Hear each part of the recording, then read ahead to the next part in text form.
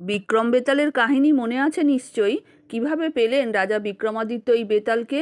1000-এরও বেশি পুরনো এই তন্ত্র সাধনার পীঠস্থানে এক যোগী সাধক মন্ত্রবলে দেবী সর্বমঙ্গলাকে সৃষ্টি করেন, প্রতিষ্ঠা করেন দেবীর জাগ্রত মন্দির।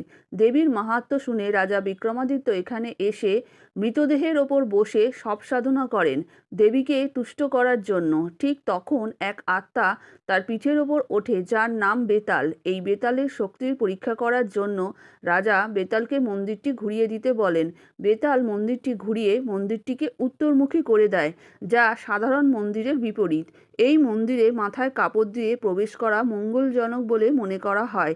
এটি হলো সেই বিগ্রহ যার একবার দর্শনে কঠিন থেকে কঠিনতম রোগ ভালো হয়ে যায় বলে ভক্তদের বিশ্বাস।